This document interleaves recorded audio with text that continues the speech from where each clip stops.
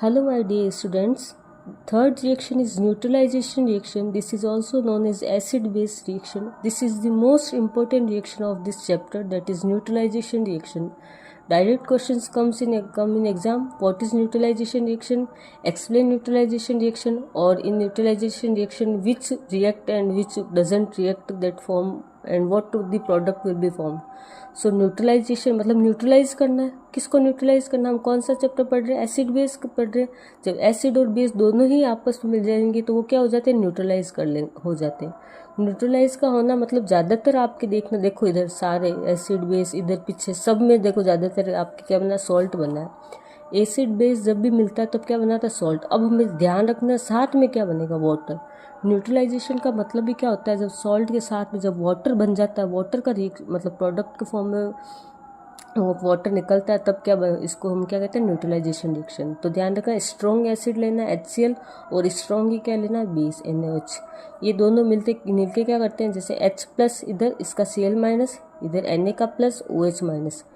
तो देखो Na plus है, Na इसका माइनस इसके साथ में जुड़ेगा, NaCl जुड़ जाएगा और साथ में क्या निकलेगा? H2. तो जब भी न्यूट्रलाइजेशन रिएक्शन होता है तो किसका फॉर्मेशन होता है? सॉल्ट के साथ में वाटर का फॉर्मेशन होता है.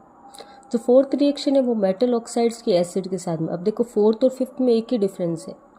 एसिड के साथ में तो मेटल ऑक्साइड रिएक्ट करेंगे, लेकिन बेस के साथ में क्या रिएक्ट करते हैं? Non metal oxide. ध्यान रखना है, एसिड जो अम्ल होते हैं उसके साथ में तो क्या करते हैं? धात्विक ऑक्साइड का रिएक्शन होता है, लेकिन जो क्षार होते हैं उसके साथ में अधात्विक ऑक्साइड का क्या होता है? रिएक्शन होता है, मतलब अभिक्रिया होती है.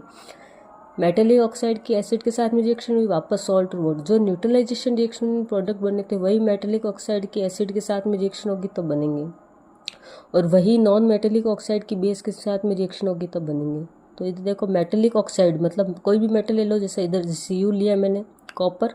आप इसमें जिंक भी ले सकते हो, आप इसमें सोडियम भी ले सकते हो. जो मैंने पीरियोडिक टेबल बताई थी आपको, HLi, Na, K, बेटा मांगे कार स्कूटर, तो वो सब क्या होते हैं? मेटल्स. तो जैसे जो फर्स्ट और सेकंड ग्रुप्स होती है वो सारी मेटल्स की ग्रुप होती है.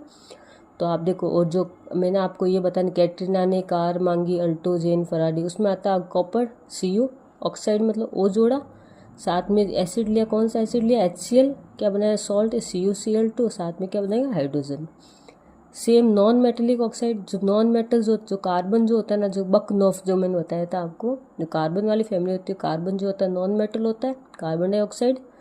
CaOH वोल्टेज, ये इंपॉर्टेंट फार्मूला है, इसको स्लैग्ड लाइम कहते हैं. क्या बनाता है? कैल्शियम कार्बोनेट मतलब कैल्शियम स्टोन और प्लस वाटर. तो these are the important reactions, you have to learn this. Thank you.